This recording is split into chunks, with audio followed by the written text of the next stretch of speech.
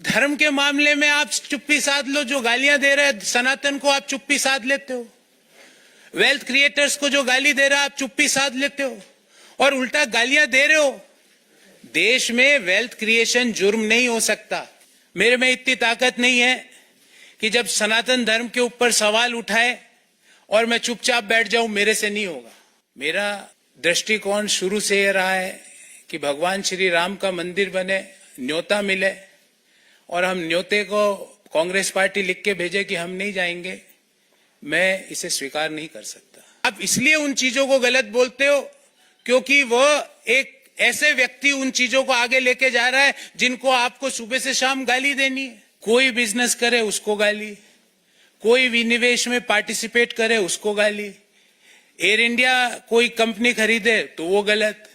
तो मुझे लगता है कि कहीं ना कहीं जो नीतियां हैं और जो इश्यूज हैं उसको कांग्रेस पार्टी टैकल करने में कहीं ना कहीं बड़े गैप उसके अंदर आ रहे हैं और मैंने अपनी चिट्ठी में भी यही लिखा है।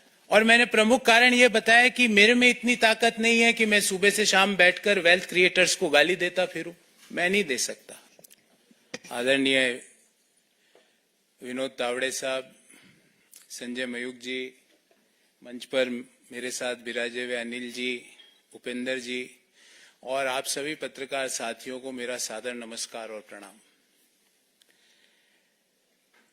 मैंने एक पत्र भी सुबह सोशल मीडिया के विभिन्न प्लेटफॉर्म पर डाला, आप लोगों ने जरूर देखा होगा।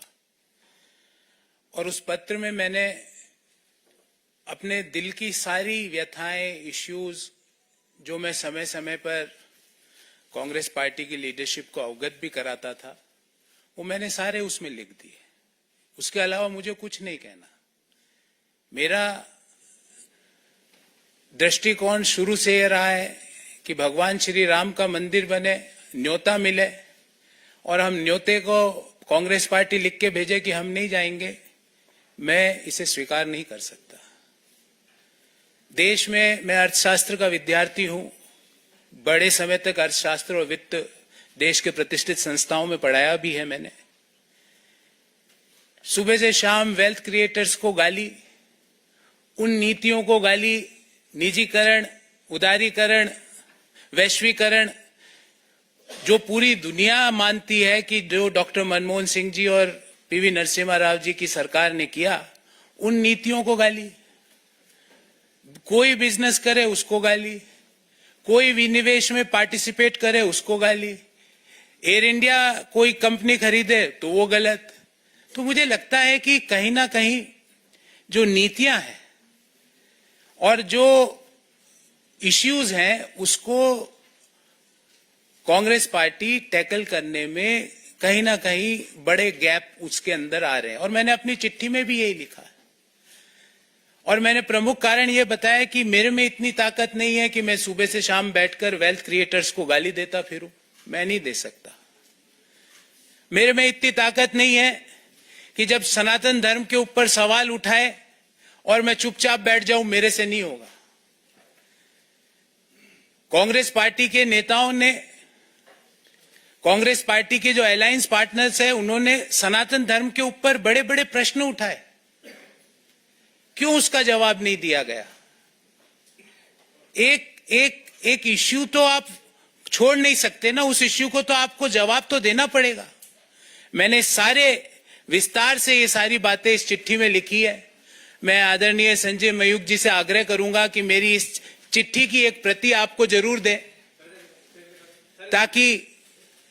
ताकि आपको पता लगे कि मेरा इश्यू बेस्ड रिजर्वेशंस क्या थे।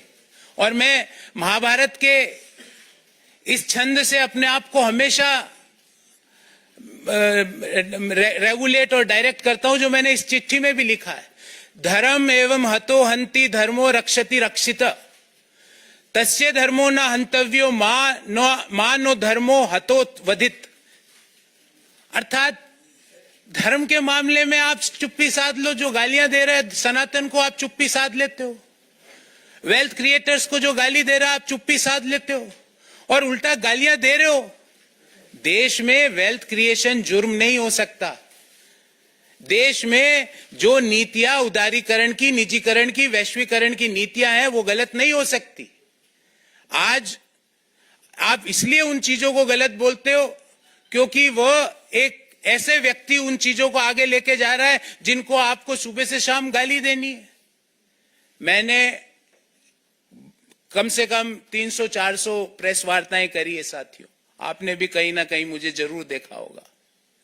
मैंने इश्यू बेस्ड रिजर्वेशंस पे बात करी है, व्यक्ति परक्ष आरोप आलोचनाएं नहीं करी है। व्यक्तियों के बारे में राजनीतिक पार्टियों पे आक्षेप नहीं होते। राजनीतिक पार्टियां आइडियोलॉजीज पर आधारित होती है, और जो आइडियोलॉजीज पर मैं ये सोच के कांग्रेस पार्टी जिस आइडियोलॉजी को सोच के मैंने ज्वाइन किया था कि नए आइडियाज का, इंटेलेक्चुअल आइडियाज का, नए सोच का वहां पर सम्मान होगा, पर नए सोच का, नए आइडियाज का, नए लोगों को सम्मान छोड़ के क्रश करने की प्रक्रिया भारत को आगे नहीं ले जा सकती। और अल्टीमेटली हमारी आइडियोलॉजीज, पार्टीज की, पॉलिटिकल राजनीतिक पार्टियों की आइडियोलॉजीज अलग अलग हो सकती है, पर एक आइडियोलॉजी जो हम सबको जोड़ती है वो भारत को आगे ले जाने की आइडियोलॉजी, और उसी आइडियोलॉजी को ध्यान में रखते हुए जो विकसित भारत की जो संकल्पना है उसको आगे ले जाने के लिए जो आइडियोलॉजी ने मुझे आकर्षित किया, और मैंने आज भारतीय जनता पार्टी ज्वाइन करी।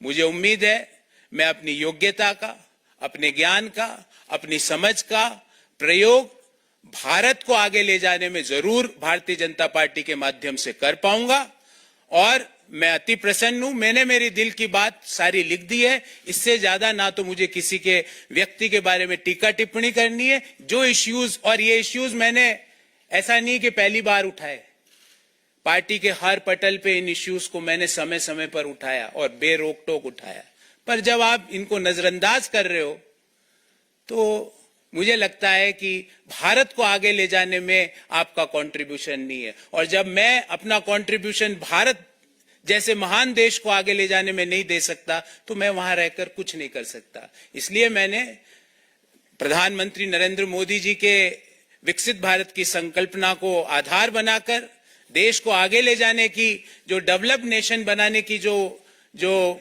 मोदी जी का सपना है उसको साकार करने के लिए जो भी मेरे से योगदान होगा वो मैं पूर्ण रूप से दूंगा। इससे ज्यादा मैं आज आपसे कुछ नहीं कहना चाहता। बहुत बहुत धन्यवाद, बहुत बहुत धन्यवाद तावड़े साहब, संजय जी और आप सभी लोगों को जिन्होंने मुझे ये अवसर दिया।